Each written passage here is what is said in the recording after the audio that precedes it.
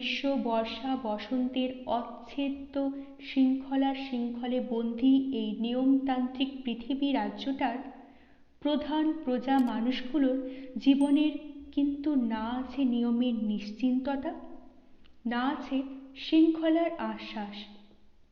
তাকে না বিধাতা না প্রকৃতি কেউ কোনোদিন দেয়নি নিশ্চিত নিয়মের ভরসা।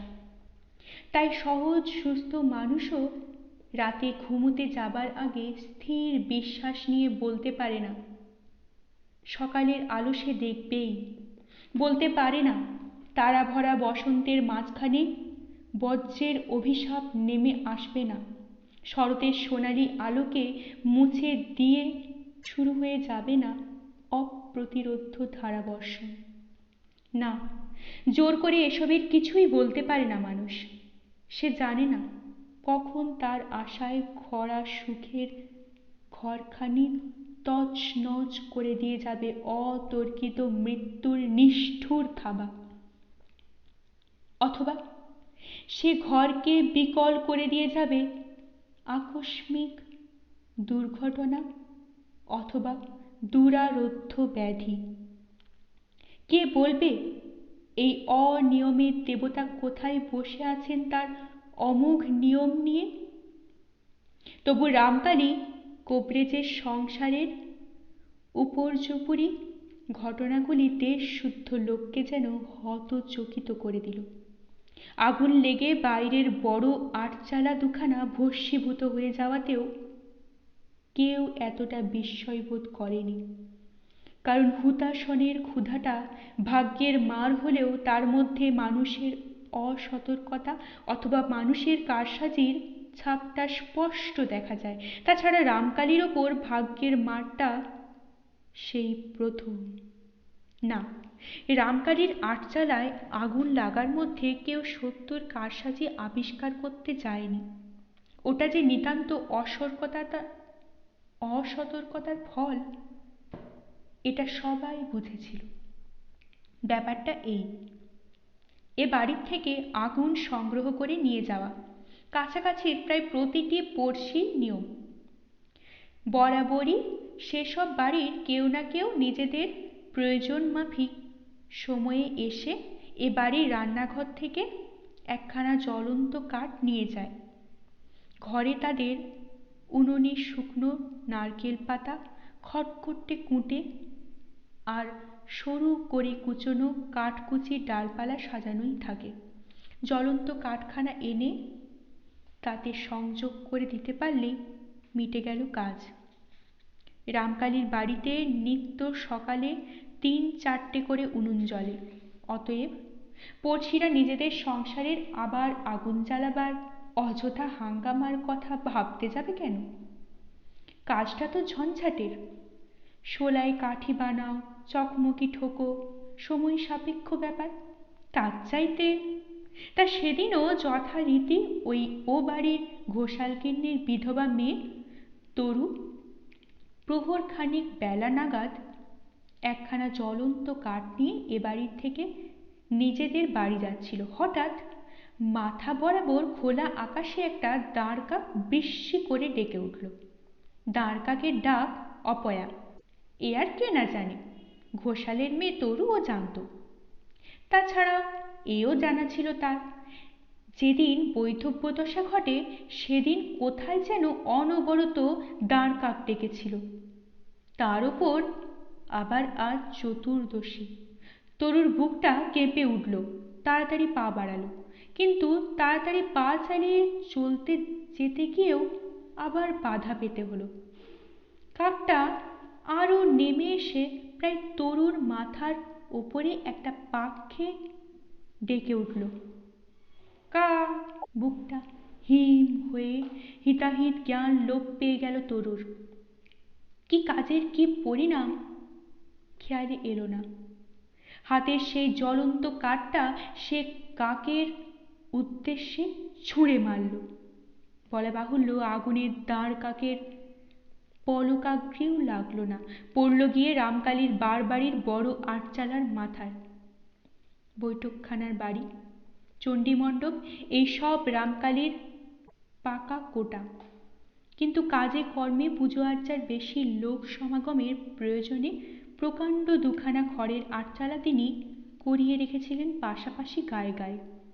অগ্নিদেবতার জোড়া নৈবেদ্য হল সে দুখানাও।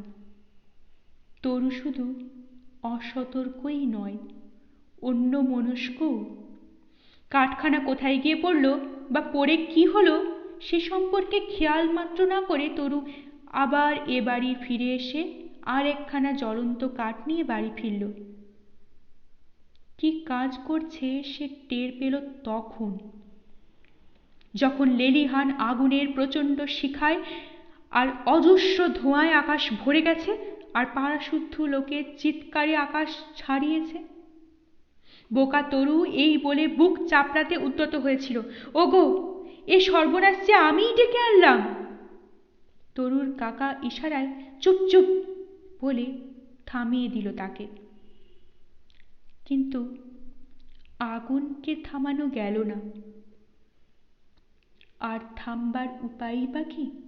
পুকুর থেকে ঘড়ায় করে জল এনে দুধ থেকে ছুঁড়ে মারা বই তো নয়। সে চেষ্টায় লাভ নেই। রামকালী গম্ভীর নির্ঘোষ ঘোষণা করলেন, আগুনে জল দেবার দরকার নাই, তাতে আরও ছড়াবে। চণ্ডী মণ্ডপের দেয়ালে জল ঢালো। যাদের যাদের কাছাকাছি বাড়ি তারা আপন আপন বাড়ির দেওয়াল ঠান্ডা করো। তবু সকলে যখন হায় হায় করতে করতে বাড়ি ফিরল তখন সন্ধে হয় হয়। রামকালী চাটুজ্যের মতো নিষ্পাপ নিষ্কলঙ্ক অগ্নি তেজা মানুষটার চালায় আগুন লাগলো কেন, এই নিয়ে জল্পনা কল্পনার শেষ রইল না। কিন্তু এ তো সবে প্রথম। এর অনেক দিন পরেই দিনতারিণী ঘাট থেকে স্নান করে এসেই হঠাৎ শরীর কেমন করছে বলে পক্ষাঘাত হয়ে পড়লেন। পক্ষাঘাত পাতক রোগ। দিনতারিণীর তা অজানা নয়। ছেলের দিকে তাকিয়ে তিনি অশ্রু কলঙ্কিত চোখের ইশারায় কাতর আবেদন করলেন তাকে তাড়াতাড়ি পার করতে। রামকালী শুধু কপালের ঘাম মোছার ছলে একবার কপালে হাত ঠেকালেন। দিন তিনেক পরেই মারা গেলেন দিনতারিণী। না, অতি বড় বদ্যি হয়েও মাকে বাঁচাতে পারলেন না বলে কেউ দুষল না রামকালীকে, বরং দিনতারিণীর ভাগ্যকে ধন্যি ধন্যি করতে লাগলো সবাই। বলল, খুব গিয়েছে বুড়ি, ভুগল না ভোগালো না, এমন মৃত্যুই তো কাম্য। তবে এ কথা বলতে পারল না। বছরটা একটু সাবধানে থেকো রামকালী। একে অগ্নির কোপ, তাই মহাগুরু নিপাত। সময়টা তোমার ভালো যাচ্ছে না। পাড়ার বয়োজ্যেষ্ঠরাই বললেন, এ ছাড়া আর কার সাহস? রামকালী কাকা দাদা তো সাধ্যপক্ষে তার সামনে আসে না। সামনে আসে রাসু, কবরেজি শেখে কাকার কাছে, তবে প্রায়ই হতাশ করে কাকাকে। রামকালী কখনো ভ্রুকুটি করেন, কখনো হেসে ফেলে বলেন, তোর কিচ্ছু হবে না রাসু। কিন্তু শুধুই কি রাসুর? কুঞ্জোর কোন ছেলেটারই বা কি হয়েছে? পাঠশালায় গিয়ে অনার সৃষ্টি খেলা উদ্ভাবন করা ছাড়া মাথায় আর খেলতে দেখা যায় না রাসুর কোনো ভাইটারই। রাসু তো তবু ছাত্রবৃত্তি পাশ করেছে, টোলেও পড়েছে কিছুদিন। তাছাড়া চেহারাটা সুকান্তি আর বেশ মার্জিত ভাব। অনেকটা কাকার ধাঁচের রং গরম, তাই সামনের দাঁড়ালে একটা মানুষের মতো দেখতে লাগে। আরগুলোকে তো থাতেও না। তাছাড়া কবিরাজি বিদ্যা মাথায় না ঢুকুক, অনেক ব্যাপারেই রাসু রামকালীর ডান হাত। এই যে দিনতারিণীর শ্রাদ্ধের অত বড় কাণ্ডটা রাসু সামনে না থাকলে রীতিমতো বেগ পেতে হতো না রামকালীকে। কারণ সপাক হবিষান্ন ত্রিসন্ধ্যা স্নান ইত্যাদি করে বহুবিধ নিয়মের পাকে বাঁধা থাকায় নিজে তো ঠিক মুক্তজীবী ছিলেন না। রাসু কাজকর্মের ব্যাপারে যথেষ্ট পারক। দান সাগর করলেন রামকালী মাতৃসাধ্যে। সেই সমারোহে সত্য এলো। নবকুমারও এলো। রাসুই আনতে গেল। ঠাকুরমা মারা যাওয়ার খবরে সত্যর প্রাণটা আকুলি বিকুলি করছিল। রাসুকে দেখে যেন স্বর্গের চাঁদ দেখল। এ সময় যে বাবা রাখু কি গিরি তাতিনীকে পাঠাননি, খুব ভালো করেছেন। 3.5 বছর পরে এই প্রথম বাপের বাড়ি যাওয়া। কিন্তু সত্যর দেহের অন্তঃপুরে তখন কি আর এক প্রথম সম্ভাবনার সূচনা দেখা দিয়েছে? সে কি সত্য জানত না, না বুঝতে পারেনি? তা সত্য না পারুক, শুধু পেরেছিল বুঝতে। কিন্তু রণচণ্ডী মামিকে এই সূচনা মাত্রতেই জানাতে সাহস করেনি সত্য। ভেবেছিল যাক আর গোটা কতক দিন, তারপর প্রবল লক্ষণ ধরা পড়লে আপনিই জানবে বুড়ি। এই সময় দিনতারিণীর বার্তা, শুধু ভয় পেল। এ সময় এই ভাবল মামিকে বলি কি না বলি, কিন্তু বলা আর হয়ে উঠল না। বলতে দিল না তার মমতা। এ খবর শুনে যদি এলোকেশী আবার বউয়ের যাত্রায় বাদ সাধেন। আহা, বেচারা এই এত দিন এসেছে, এক নাগাড়ে আছে। আপন বুদ্ধির দোষেই হোক আর জাত দোষেই হোক, আছে তো। এই ছুতোয় যেতে পারে তো যাক, ভগবান ভালোই করবেন। তবে যাত্রাকালে চুপি চুপি সাবধান করে দেয় সত্যকে, বাপের বাড়ি যাচ্ছিস, দীর্ঘকাল পরে যাচ্ছিস, কিন্তু সাবধান, বাঁধা গরু ছাড়া পাওয়ার মতো লাভঝাপ করিস নে। আমার বাপু সন্দেহ হচ্ছে। সত্য একটু ভাবনার মতো তাকিয়ে অস্ফুটে বলে ফেলেছিল, কি? এই দেখো, স্পষ্ট করে না বললে হবে না বুঝি?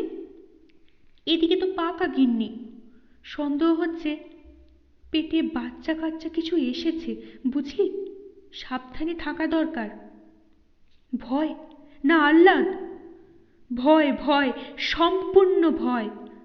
তবে এক অদ্ভুত ভয়। নিজের মধ্যে কি এক অজ্ঞাত রহস্য বাসা বেঁধেছে, এ কথা ভাবলেই গায়ে কাঁটা দিয়ে ওঠে। গরুর গাড়ির ভেতরে বসে ঘোমটার মধ্যে থেকে বারবার নবকুমারকে দেখে সত্য, আর মানুষটাকে যেন নতুন মনে হয়। এ খবরও পেলে কি না জানি হবে সেই অবস্থাটা। গরুর গাড়িতে বেশ ঝাঁকুনি লাগছিল এই সময়, তাই বলে ফেলে চুপি চুপি, পালকি আনলে না কেন বর্দা?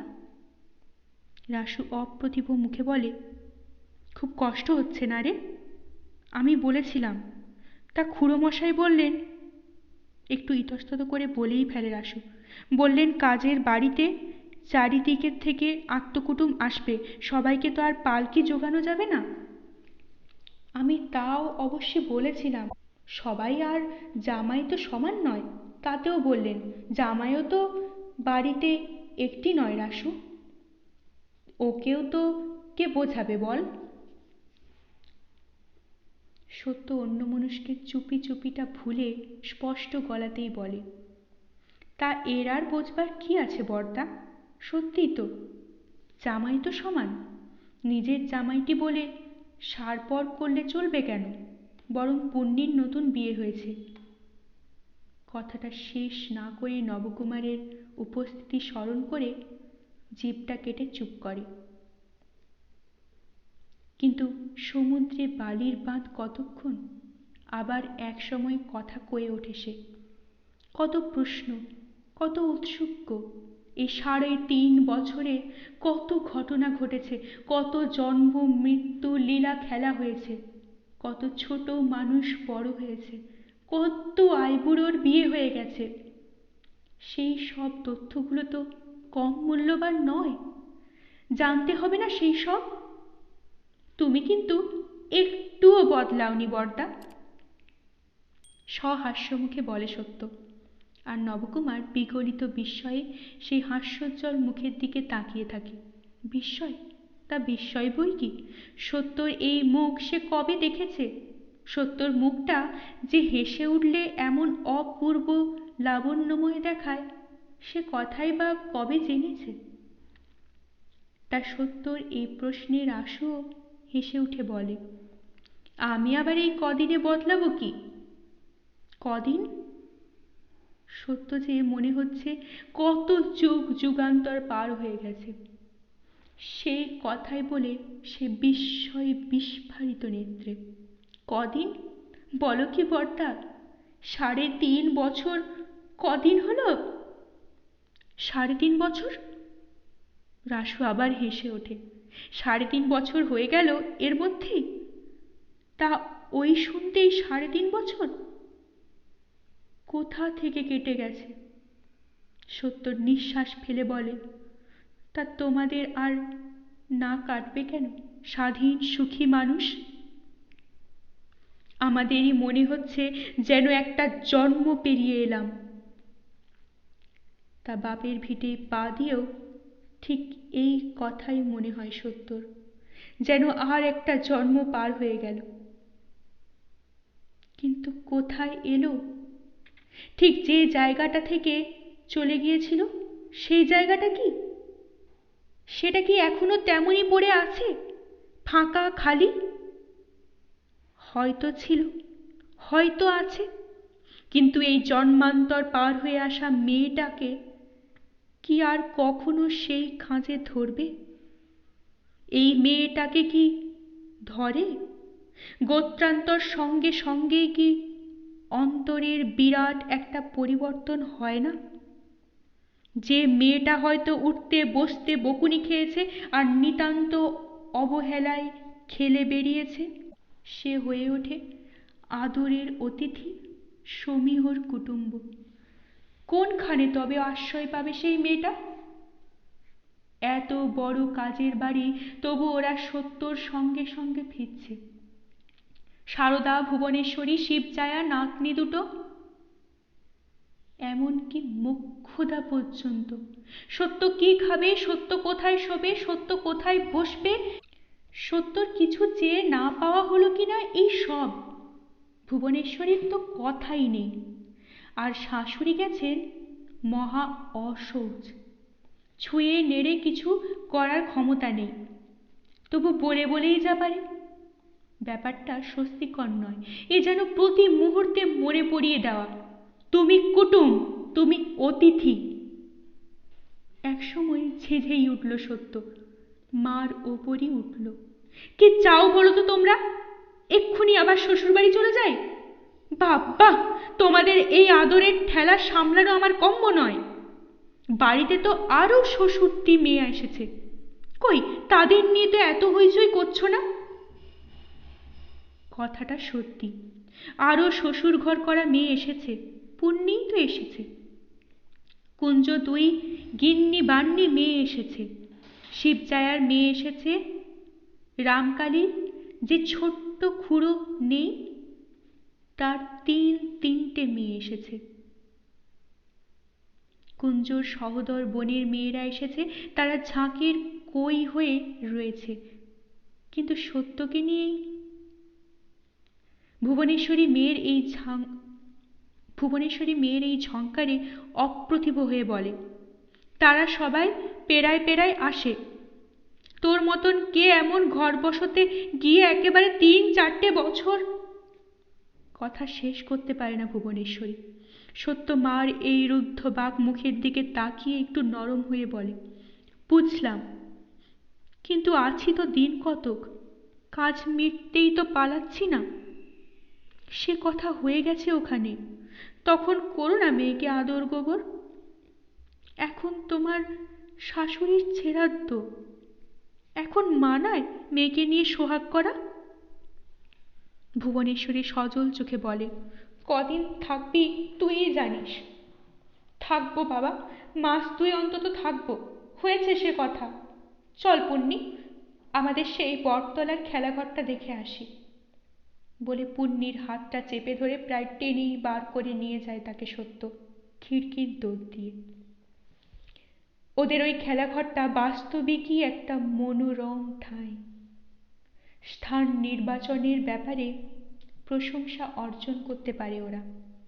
প্রকাণ্ড একটা বুড়ো বটগাছ ঝুড়ি নামিয়ে নামিয়ে খানিকটা জায়গা এমন একটি ছায়াপূর্ণ আশ্রয়গৃহ নির্মাণ করে রেখেছে যে দু এক পশলা বৃষ্টি হয়ে গেলেও বোধ করি সেই গৃহবাসীর মাথা ভিজবে না। রোদের তো কথাই নেই, প্রায় প্রবেশ নিষেধ তার। এখানে সত্যদের শৈশবের খেলাঘর। তা শ্বশুরবাড়ি যাবার কদিন আগে অবধি খেলেছে সে। এখনই পরিত্যক্ত ভূমি, এখনকার ছোটদের অন্য খেলাঘর। নিকোনো চুকোনো গাছের গোড়াটা এখন ধুলো ভর্তি হয়ে থাকলেও সারি সারি ছোট ছোট উনুনগুলো এখনো পুরনো স্মৃতি বহন করে পড়ে আছে ক্ষত বিক্ষত দেহ নিয়ে। কি যত্নেই এই উনুনগুলি পেতেছিল ওরা। কিছুক্ষণ গাছের গোড়ায় বসেই থাকলো সত্য চুপ করে। ঠিক সেই মুহূর্তে যেন কথা কইবার শক্তি নেই। অগত্যা পুণ্যিও চুপ। অনেকক্ষণ পরে একটা দীর্ঘ নিঃশ্বাস ফেলে সত্য বলে, আশ্চর্য দেখছিস পুণ্যি, সবাই বদলে গেছে, সব বদলে গেছে, অথচ এই তুচ্ছ জিনিসগুলো অবিকল আছে। পুণ্যিও নিঃশ্বাস ফেলে, সত্যি যা বলেছিস। সত্য আস্তে আস্তে দেখিয়ে দেখিয়ে বলে, এই উনুনটা পুটির, এটা খিদির, এটা টেপি, এটা গিরিবালার, এটা সুশীলার, এটা তোর, তাই না? নিজের কথাটা আর বলে না। পুণ্যি বলে সে কথা, এইটা তোর ছিল, দেখ ভাঙা হাঁড়িকুড়িগুলো রয়েছে পাশ করে। হ্যাঁ, খেলাঘরের পাশকুড়ো একটা ছিল বই কি। সবই তো থাকা প্রয়োজন, পাশকুড়, পুকুর ঘাট, গোয়াল, ঢেকিঘর। অনুষ্ঠানের ত্রুটি হবে কেন? বড়রা যে খেলাঘর নিয়ে মত্ত, ওরা তো তারই নিখুঁত অনুকরণ করবে। ওদের মাটির আর কাঠের পুতুলগুলিও ঘাটে সাটে বাসন মেজেছে, খাড় কেচেছে, ঢেঁকিতে পার পেরেছে, রেঁধেছে, কুটনো কুটেছে, বাটনা বেটেছে, ছেলে ঘুম পাড়িয়েছে, কর্তব্যে তিল মাত্র ফাঁকি দিতে পায়নি। তাদের কাজের ছুতোয় মুখর হয়ে উঠেছে এই বটতলা। বসে থাকতে থাকতে হঠাৎ উঠে দাঁড়ায় সত্য, বলে, চ পুণ্যি, আর দেখতে ইচ্ছে করছে না, বুকের ভেতরটা কেমন মুচড়ে উঠেছে। তা পুণ্যির মধ্যেও সেই মোচড় পড়ছিল। সেও বলে, চ। আর মায়া করা বিড়ম্বনা যেদিন পরগোত্তর করে দূর করে দিয়েছে, সেদিন থেকেই তো সব খুঁজেছে। মেয়ে জন্মটাই ছাই। সত্য আর একবার বড় সড়ো একটা নিঃশ্বাস ফেলে বলে, মেয়ে জন্মটায় ছাই নয় রে পুণ্যি, আমাদের বিধেন দাতারাই ছাই। পরগোত্তর করে দিয়ে জন্মের শোধ পর করে দেবার হুকুম ভগবান দেয়নি। এই যে তুই আমার চিরকালের বন্ধু, তোর বিয়েতে আসা হলো না, এ দুঃখ কি মলেও যাবে? যাবে না, তবু তো এলাম না। এসব কি ভগবান বলেছে? তার নিঃশ্বাস ফেলেছে বলে যে হাসছে না, গল্প করছে না, পাড়া বেরিয়ে বেড়াচ্ছে না, সে কথা ভাবলে ভুল হবে। সেটা যথারীতিই চলছে। গল্পের সমুদ্র, কথার পাহাড়, পাড়ার কোন মেয়েটা শ্বশুর বাড়ি গেছে, কোন মেয়েটা বাপের বাড়ি আছে, তার তল্লাশ করে বেড়ানো, আর গল্পের মুখর হয়ে ওঠা, এটা প্রবল প্রবাহেই চলেছে। নিঃশ্বাসটা নিভৃতে, একান্ত নিভৃতে মনের অন্তরালে রয়েছে সেই নিঃশ্বাস। এত পূর্ণতার মধ্যেও কোথায় যেন একটা সুগভীর শূন্যতা। সেই শূন্যতার ওপরই বুঝি পা রাখতে হয়েছে সত্যকে। তাই পায়ের নিচে মাটি খুঁজে পাচ্ছে না। যে শূন্যতা সত্য আর এদের নয়, এ সংসার সত্যর নয়। বিরাট কাজের বাড়িতে কে কোথায় ঠাঁই পেয়েছে কে জানে। মেয়েরা মেয়ে মহলে, পুরুষেরা বার মহলে। কোঠা ঘরে সব জামাই কুটুম, আর নবনির্মিত আটচালার নিচে জ্ঞাত গোত্তর। নবকুমার যে কোনখানে আছে সত্য জানে না, মাঝে মাঝে সেটা মনে পড়ছে। আহা, মানুষটা মুখচোরা লাজুক, কোথায় কিভাবে আছে কে জানে। এসে অবধি তো দেখা হয়নি। বাবা সহস্র কাজে বেড়াচ্ছেন, বাবার এমন সময় নেই যে জামাই নিয়ে তদারকি করে বেড়াবেন। যা করে পাঁচজনে, কি ভাবছেও আমাকে কে জানে। থেকে থেকে সেই মানুষটার কথা মনে পড়ছিল। মন কেমন ভাবটা ছিল, আবার একটু অহংকারী অহংকারী দুষ্টু বুদ্ধিও ছিল। ইচ্ছে হচ্ছিল একবার লোকটাকে ডেকে বলে, দেখছো তো, সবই দেখছো, বুঝতে পারছো। তোমার মা যতই হেলাফেলা করুন, নেহাত হেলাফেলা ঘরের মেয়ে আমি নই। কিন্তু এসব বলার সুযোগ কোথা? বিয়েবাড়ি নয় যে সবাই রঙ্গরসে মাতবে। মাতৃদায় উদ্ধার বলে কথা, মাতৃদায় উদ্ধার বলে কথা। তাছাড়া অনেকের মধ্যে একজন হলেও দিনতারিণীর পোষটা বাড়ির গিন্নির ছিল বই কি। ছোট্ট ননদের তিনি যতই ভয় করে বলে থাকুন, আর ছেলেকে যতই সমীহ করে আসুন, সবাই জানত গিন্নি বলতে দিনতারিণী। সেই গিন্নির জায়গা শূন্য হয়ে গেলে সবাইকে ফাঁকা ফাঁকা লাগে বই কি। খেটে খেটেও জেরবার হচ্ছে সবাই। এর মাঝখানে কার এ কথা মনে উদয় হবে? সত্যর সঙ্গে সত্যর বরের দেখা করিয়ে দিক কোনো ছলছুতোয়। তাছাড়া চাতক পক্ষীর অবস্থা তো নয় সত্যর। এ দীর্ঘকাল নিশ্চিদ্র বরের ঘরে করে এসেছে সত্য। সত্যর বরকে দেখতে ইচ্ছে হবে এ চিনতে তাদের মনে উদয় হবার কথাও নয়। উদয় হচ্ছে এক ভুবনেশ্বরীর, কিন্তু সে তো সব দিকেই বন্দিনী। একে তো শাশুড়ি, মরার নিয়ম নীতির দায়, তার উপর মেয়ের ভয়ের দায়। ওরকম চেষ্টা করতে গেলে সত্য যে ক্ষেপে উঠবে না, এ প্রতিশ্রুতি কে দেবে ভুবনেশ্বরীকে? কিন্তু সত্যর মা কি সত্যকে সবটা বুঝে উঠতে পেরেছে? পারেনি। সত্য যে ছলছুতো খুঁজে বেড়াচ্ছিল এ তার ধারণার বাইরে। তা অবশেষে হয়ে গেল যোগাযোগ। নিয়মভঙ্গের যজ্ঞে মিটতে প্রায় সন্ধে হয়ে গেছিল। সত্য পুকুর ঘাট থেকে আঁচিয়ে একবার নিজের মামার বাড়ি পর্যন্ত গিয়েছিল মামিদের সঙ্গে। জোর পায়ে ফেরার সময় নেরুর সঙ্গে দেখা। নেরু দাঁড় করালো, মুখটা রহস্যে উদ্ভাসিত হয়ে উঠল। বলল, এই সত্য, তোর ভূতের ভয় আছে? ভূতের ভয়? হুঁ হুঁ, গেছো ভূতের ভয়? নিঘাত আছে তাই না? নিঘাত আছে। সত্য মুখ নেড়ে বলে, এলেন আমার গণদ ঠাকুর। ভয় নেই? ঠিক বলছিস? এই ঝিকিমিকি বেলায় তোদের সেই বটতলায় যেতে পারিস? যেতে আর হয় না। জনমনীষী যায় না সেখানে। ওরে আমার কে রে? কেউ না যায় সেখানে, তুই যাস না তাই বল।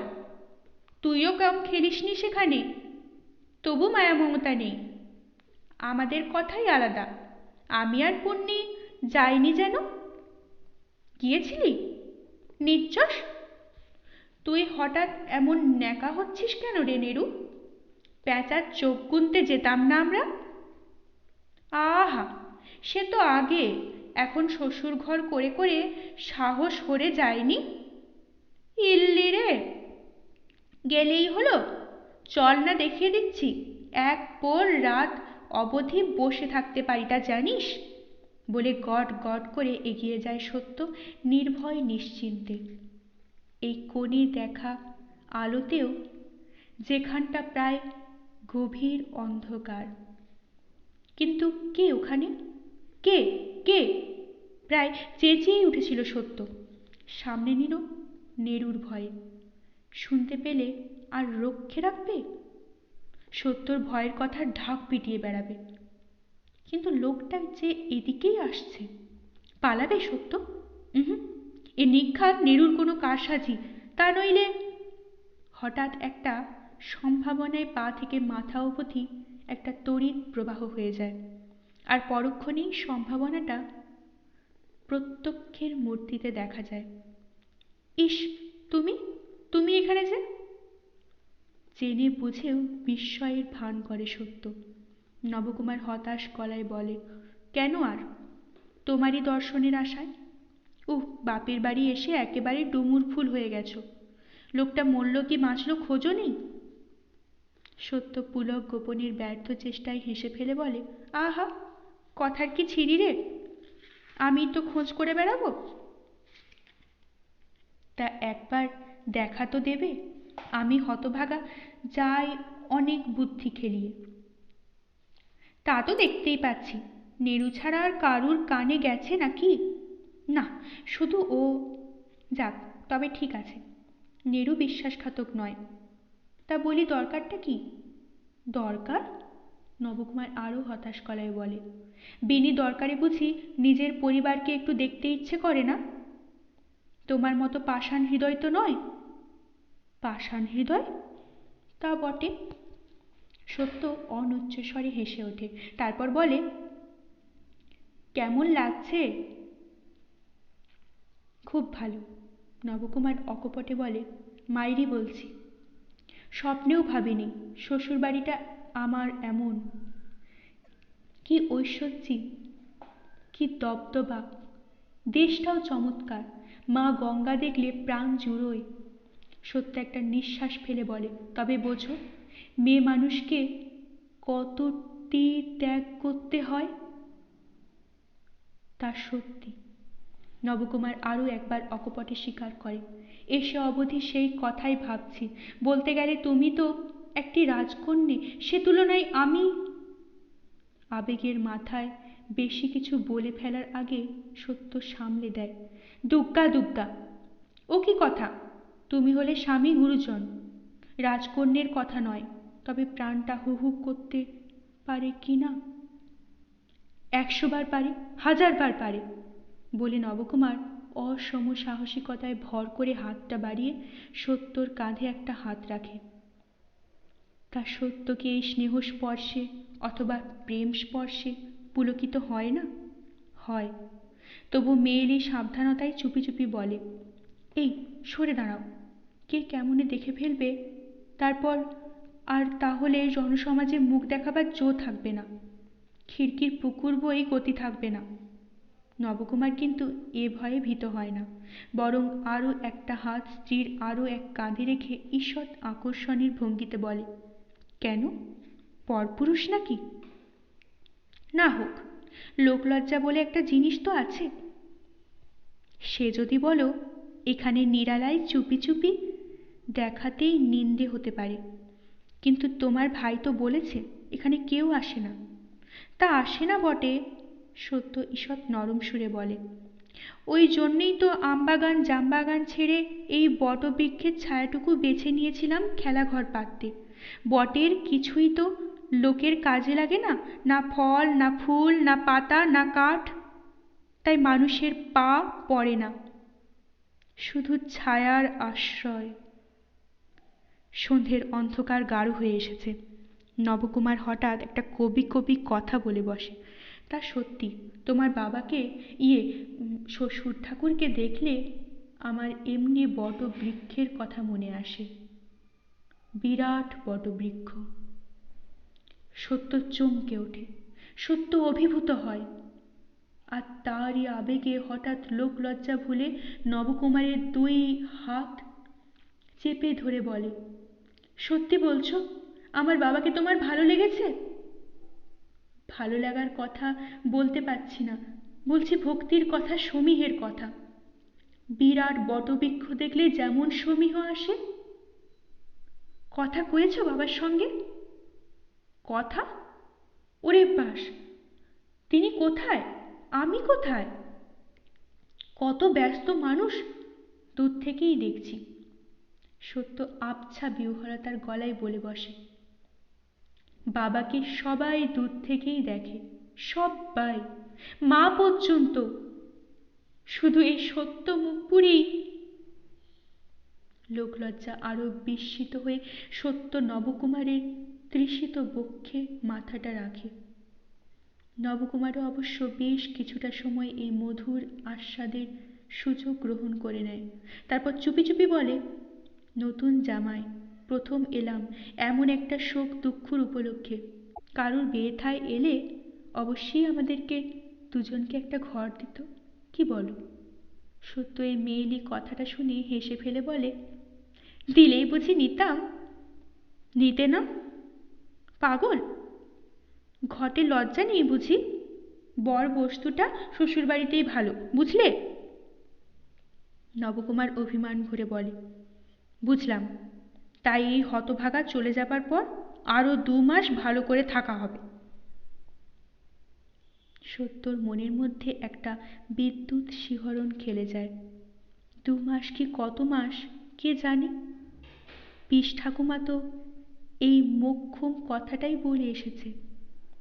আসার সময় সদুদি যা বলে ভয় জন্মে দিয়েছিল, ক্রমশ সত্য যেন অনুভব করেছে শরীরের মধ্যে কোথাও এক অস্বস্তি বাসা বেঁধেছে। মনে হচ্ছে যেন গলার কাছটাতেই প্রধান অস্বস্তি, কেবলই যেন ভেতর থেকে ঠেলা মারছে। খাদ্যবস্তু নামতে চায় না, উঠে আসার তাল করে। ওই খাওয়ার থেকেই ধরে ফেলেছে পিস ঠাকুমা।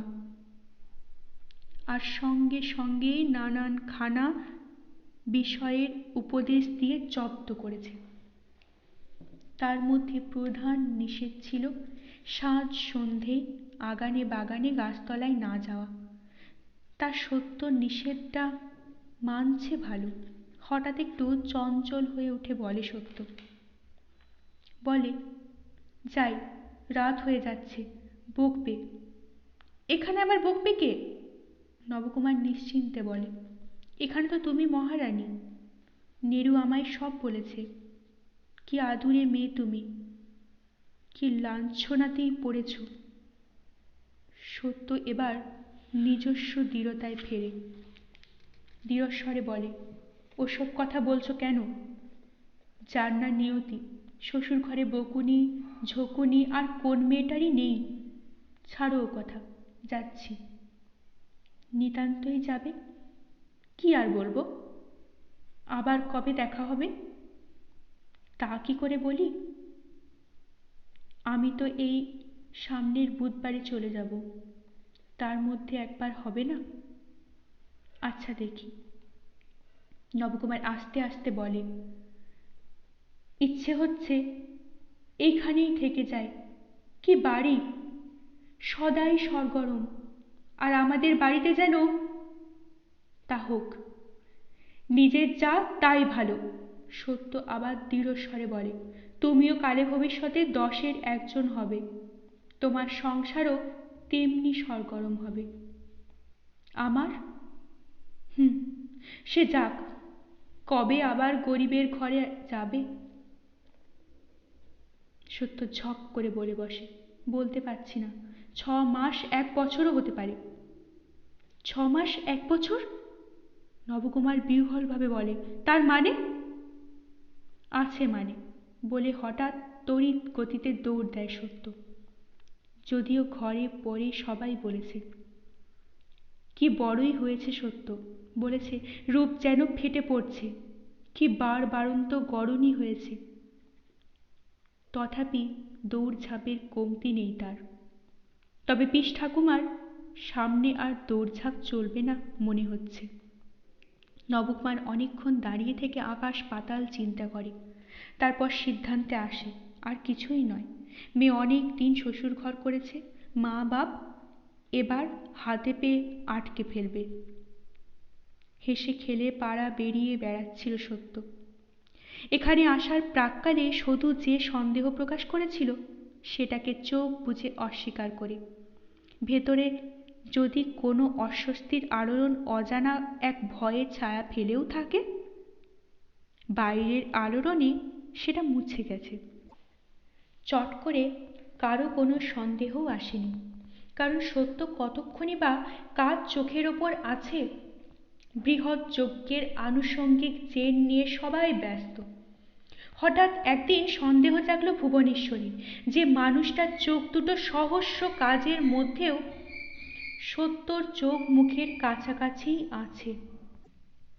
সন্দেহ জাগতেই চুপি চুপি সারদার কাছে ব্যক্ত করল ভুবনেশ্বরী, আর সারদাও লক্ষ্য ঘনীভূত হয়ে নিঃসংশয় হল। ব্যাস, মুহূর্তে এ মুখ থেকে ও মুখ, এ কান থেকে ও কান, গ্রাম শুদ্ধ মহিলা খবরটা জেনে ফেলে একটা বেলার মধ্যেই। মহিলাদের মারফত পুরুষরাও। কিন্তু রামকালীর কানে উঠতে কিছুটা দেরি হয়েছিল, কারণ মাতৃবিয়োগের পর থেকে আর বাড়ির ভেতর শুচ্ছিলেন না রামকালী। পুরোপুরি কালা শৌচের কালটা যে এই নিয়মে চলবেন তিনি, সেটা যেন অদৃশ্য কালিতে লেখা হয়ে গিয়েছিল। ভুবনেশ্বরী তবে কোন উপায়ে এই ভয়ঙ্কর আনন্দের বার্তাটা তার কানে পৌঁছে দেবে? উপায় হচ্ছে না, অথচ এই অপরিসীম আনন্দের ভারটা একা একা বহন করাও কঠিন মনে হচ্ছে। দুদিনেই 2 বছর হয়ে ওঠে ভুবনেশ্বরী। তবু এই ইচ্ছেও হচ্ছে না আর কেউ বলে ফেলুক এই মধুর, সুন্দর, ভয়ঙ্কর, রমণীয় খবরটি ধীরে ধীরে একটি উপহারের মতো ধরে দেবে স্বামীকে। এই বাসনায় মর্মরিত হয়ে ওঠে ভুবনেশ্বরী। কিন্তু নিজ কণ্ঠে সে উপহার দেওয়া আর ঘটে উঠল না তার। রামকালী খেতে বসার সময় হঠাৎ মোক্ষদা টুপ করে বলে বসলেন। বললেন, বললে তোমার মাথায় থাকবে কিনা জানি না, তবু বলা কর্তব্য, তাই বলছি। দাদা মশাই হতে চলেছ। রামকালী চমকে তাকালেন। কথাটা ঠিক যেন বোধগম্য হলো না। মোক্ষদা এসব পছন্দ করেন না, অতএব তিনি আরো স্পষ্ট প্রখর ভাষায় বলে ফেলেন, বাংলা বই উর্দু ফার্সি বলছি না বাবা, বলছি সত্য, ছেলেপুলে হবে। রামকালী সহসা বিষম খেলেন, জলের গ্লাসটা মুখে ঠেকিয়ে নামিয়ে রাখলেন, তারপর ঘাড় নিচু করে যেন পাতের ভাতের মধ্যে কথাটার অর্থ খুঁজতে লাগলেন। না, কথা তিনি এখন কইবেন না, আচমন করতে বসেছেন। কালা শৌচের বছরটা রীতিমতো বিধি নিষেধের মধ্যে থাকতে চান। এসবে বিশ্বাসী তিনি কোনোদিনই নন, কিন্তু মানুষের মন যে বড় জটিল জিনিস, দিনতারিণীর মৃত্যুতে তা আর একবার দেখা দিল রামকালীর সূক্ষ্মাতি সূক্ষ্ম আচার নিষ্ঠা দেখে। কথা কইবেন না, অতএব উত্তরও মিলবেন না। তবু এই সময়টুকু ছাড়া রামকালীকে পাচ্ছে কে? কাজেই যাবতীয় কর্তব্য বিষয় এই সময়েই রামকালীর কর্ণকুহরে ঢালার পক্ষে প্রকৃষ্ট। বিষম খাওয়া শেষ হলে মোক্ষদা আর একবার বলেন, আমি এই জানিয়ে দিলাম, এখন তোমার গুণবতী বেয়ানকে জানাবার কি ব্যবস্থা করবে তা দেখো। মাগিকে তো দিয়ে থুয়েও মন পাওয়া যায় না। এই ঝাঁকা মন্ডা আর এক জ্বালা তেল দিয়ে পাঠাও কাউকে, তার সঙ্গে পাদ্য অর্ঘ্য। রামকালী খেয়ে চলেছেন, ওদিকে ভুবনেশ্বরীর চোখে জল। এ খবর শুনে রামকালীর আহ্লাদে প্রাণ উতলে ওঠার কথা, সেই খবর দেওয়া হলো কি না তার মৌন কালে। যেন খাবার সময় ছাড়া আর কথা বলা যেত না। তাছাড়া ভুবনেশ্বরী আশা আকাঙ্ক্ষার আর উদ্বেগ আনন্দের কম্পমান হৃদয়টি তার দল মেলে বিকশিত হয়ে উঠতে পেল না। অবশ্যই এত সুচারু করে কি আর ভাবতে পারল ভুবনেশ্বরী? তা নয়, শুধু চোখের সেই জলের ধারাটা যেন অবিরল হয়ে উঠল নানা অনুভূতি আর অব্যক্ত বেদনার ধাক্কায়। মোক্ষদা শেষ অস্ত্রটি ত্যাগ করে। আর একটা কথা না বলে বাঁচছি না। মেয়ে তো তোমার এতদিনে শ্বশুর ঘর করেও কিচ্ছু মাত্র বদলায়নি। যে ধিঙ্গি সেই ধিঙ্গি, সাজ সন্ধে মানে না, ডিঙানো মারানো গ্রাহ্য করে না, আগান বাগান ঘাট পুকুর ছিষ্টি মারিয়ে বেড়াচ্ছে। আমি বারণ করতে গিয়ে শুধু হাস্যাস্পদ হয়েছি মাত্র। এখন তুমি দেখো যদি শাসন করতে পারো। রামকালী কি আজ গলা দিয়ে ভাত নামছে না? তাই এত দেরি হচ্ছে খেতে উঠতে? মুখ্যদার এত অবসর নেই যে বসে থাকবেন। বড় বৌমা, দেখো শ্বশুর আর কিছু নেয় কিনা, বলে চলে যান মুখ্যদা। রাগ হয়েছে তাঁর? হলেই বা মাতৃশোক, তাই বলে এমন সুখবরে মুখটা প্রসন্ন করবে না? এত কি? যাক, সত্যর শ্বশুরবাড়ির খবর পাঠানোর ব্যবস্থা যে তাকেই করতে হবে এ তিনি জানেন। এটা মেয়েলি কাজ। সারদা অদূরে বসে আছে পাখা হাতে, তার উপরেই শ্বশুরকে দেখার নির্দেশ। হ্যাঁ, সারদাই বসে এক গলা ঘোমটা দিয়ে। এটা তার সর্বশ্রেষ্ঠ কর্তব্য। দিনতারিণী মোক্ষদা কাশীশ্বরী শিবচায়া যে কেউই কাছে থাকুন, খাওয়ার তদারকি করুন, সারদা তফাৎ বাঁচিয়ে বসে পাখা নাড়বেই। আর কে করবে? ভুবনেশ্বরী তো আর এই একবারই গিন্নির সামনে লজ্জার মাথা খেয়ে স্বামীর খাওয়ার তদারক করতে পারবে না। মোক্ষদা চলে যেতে রামকালী উঠলেন। দাওয়ার ধারে চকচকে করে মাজা গাড়ু ও তার উপর পাটা করা কাঁচা গামছা রক্ষিত আছে আঁচানোর জন্যে। তবু হঠাৎ কি ভেবে চলে গেলেন ঘাটে। হবিষ্যের সময় ঘাটে মুখ প্রক্ষালন করাটা বিধি ছিল বটে, কিন্তু এখন কেন? যে জন্যেই যান। আজ ভুবনেশ্বরী ভয়ঙ্কর একটা অসম সাহসিক কাজ করে বসল। দ্রুত পায়ে রান্নাঘরের পেছনে গলির বেড়ার দরজা দিয়ে বেরিয়ে গিয়ে মেঘাটের আবরস্বরূপ আড়াল করা যে ঝোপঝাড়গুলো আছে তার পাশ দিয়ে এগিয়ে গিয়ে পুরুষ খাটের কাজ বরাবর দাঁড়িয়ে থাকল। রামকালী হাত মুখ ধুয়ে ফেরার পথে চমকে দাঁড়িয়ে পড়ে বললেন, এ কি, তুমি এখানে? ভুবনেশ্বরী ঘোমটার মধ্যে থেকেই রুদ্ধ কণ্ঠে বলে, তা কি করব? চোরে কামারে তো দেখাই নেই। একটা কথার দরকার থাকলে। রামকালী পায়ে বিরক্ত স্বরে বলে, তা এইটা কি কথার জায়গা? ভুবনেশ্বরীর চোখে যে ধারার শ্রাবণ তা ঘোমটার মধ্যে থেকেই ধরা যায়। সেই শ্রাবণ বর্ষণের মধ্যে তার কথা শোনা যায়। কখন তোমায় পাচ্ছি? রামকালী ঈষৎ শান্ত স্বরে বলে, তা কথাটা কি বলে নাও চটপট। চারিদিকে লোকজন, বলছি সত্যর কথা। রামকালী গলায় কেমন একটা বিরূপ গম্ভীর স্বর বাজে। হ্যাঁ শুনলাম। ওর দিকে একটু লক্ষ্য রাখবে, বেশি দৌড়ঝাঁপ না করে। যাও, বাড়ির মধ্যে যাও। ভুবনেশ্বরী সর্বশরীর একটা মুখ অভিমানে কেঁপে ওঠে। আর কথা বলে না সে, আস্তে আস্তে মুখ ফিরিয়ে সরে আসে।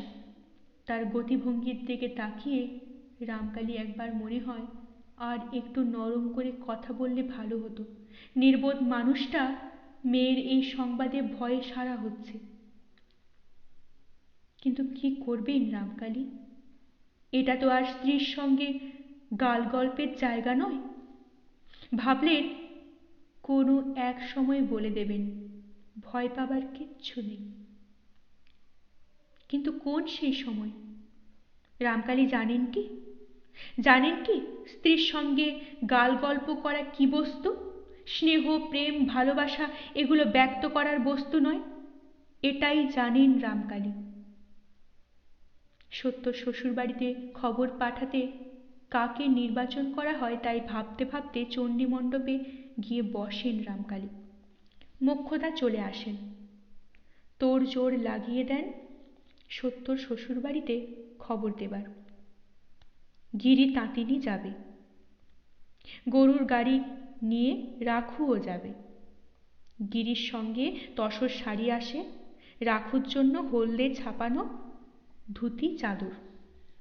মস্ত একটা পেতলের হাঁড়িতে এক হাঁড়ি ঘানি ভাঙা তেল, আর মস্ত একটা মটকিতে বোঝায় কাঁচা গোল্লা।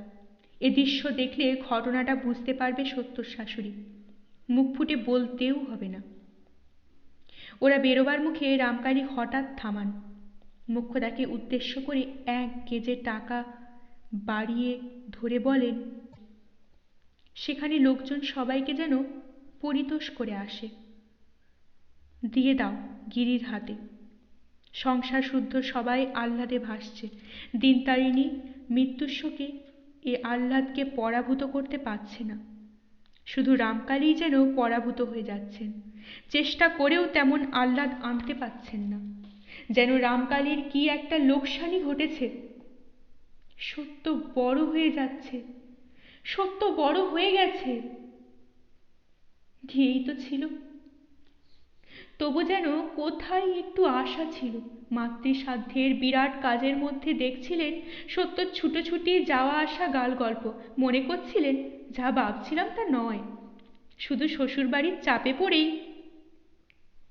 ভাবছিলেন হাতের কাজটা হালকা হলেই সত্যকে ডেকে কাছে বসিয়ে কথা বলবেন। কাজ না মিটতেই মোক্ষদা এলেন ভগ্ন দূতের মূর্তিতে। আর কাকে কাছে বসাবেন রামকালী? অনেক দূরে চলে গেল যে সে। না, কাছে আর কোনো দিন পাবেন না তাকে রামকালী। এক নতুন চক্রে চক্রান্তে পড়ে অন্য আর এক রাজ্যের প্রজা হয়ে গেছে সত্য। সে রাজ্য প্রমীলার রাজ্য, সে চক্রান্ত বিধাতার চক্রের। ভালো লাগলে অবশ্যই লাইক করবেন, শেয়ার করবেন। পরবর্তী পর্বে চোখ রাখতে চ্যানেলটিকে অবশ্যই সাবস্ক্রাইব করবেন ও প্রতিটি পর্ব মিস না করার জন্য বেল আইকনটি প্রেস করবেন। আপনাদের অভিমত কমেন্ট বক্সে অবশ্যই জানাবেন। অনেক ধন্যবাদ। নমস্কার।